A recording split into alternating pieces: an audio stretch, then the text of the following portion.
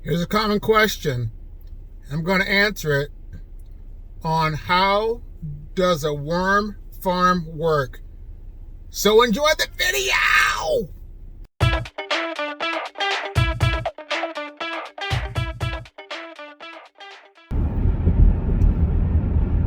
This is how a worm bin works. People usually use either Rubbermaid totes or they invest money into worm farm 360s or worm towers or something like that. But me, I just use regular totes. But my way doesn't make me the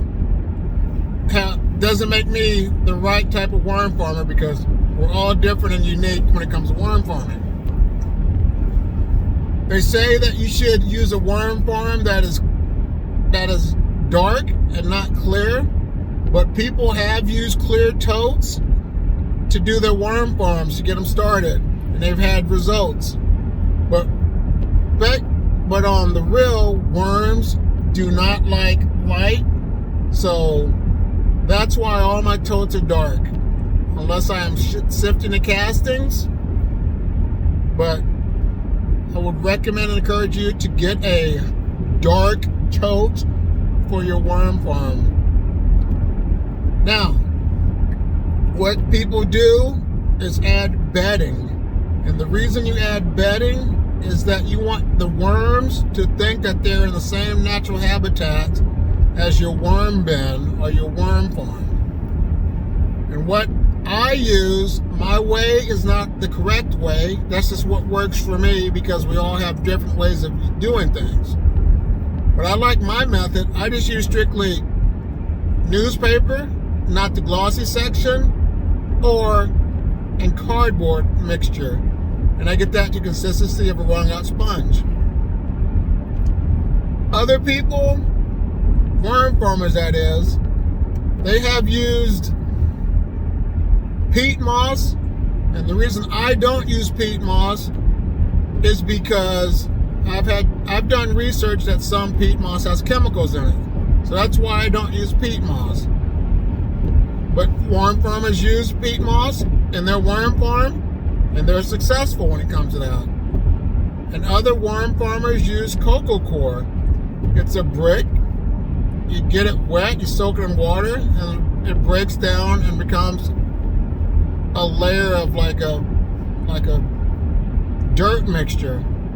And people use that in the worm bin. And I don't use that either. But once again, don't think my way is the only correct way of doing things, because worm farmers all do something different. And now, what you do to feed your worms, how it's successful in a worm farm, you give them food scraps, you give them banana peels, oranges, people have given them lemons, they have given them all types of things that we were told not to put into worm farm bins. But a lot of myths have been busted because people did experiments and proved that that's a myth. So that's something to look into. You don't want to overfeed your worms. There's 4 ways to feed your worms.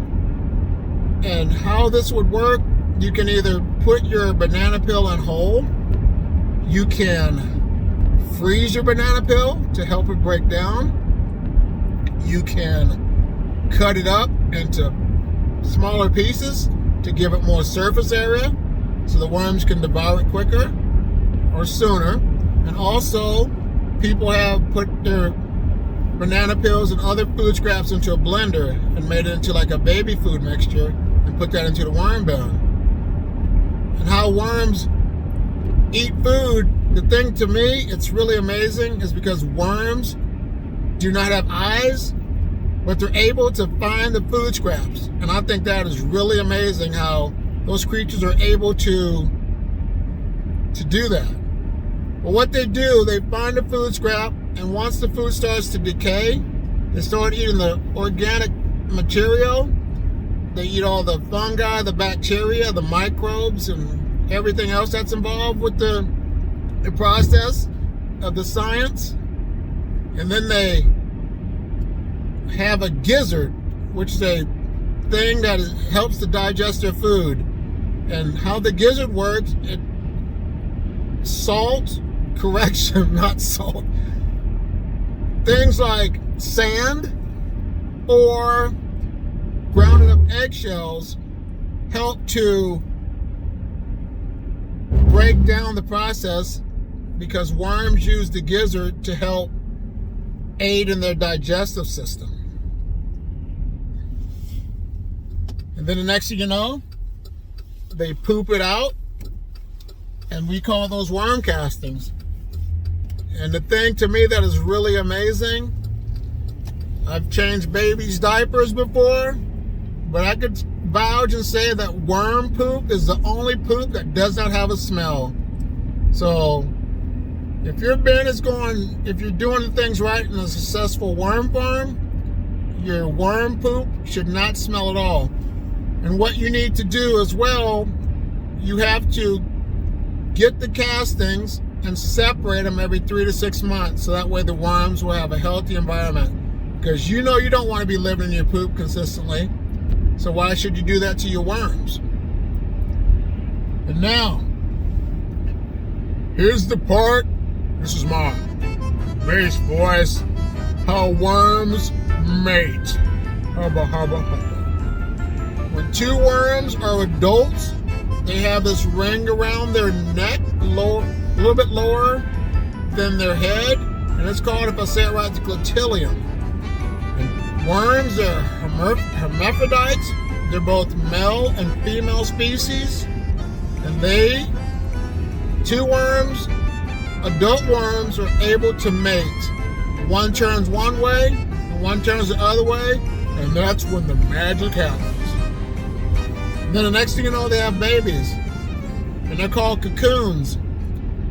And cocoons are little oval-shaped eggs, and inside those eggs, each cocoon is able to have at least from a minimum of one worm in it to maybe 4 or more worms in it.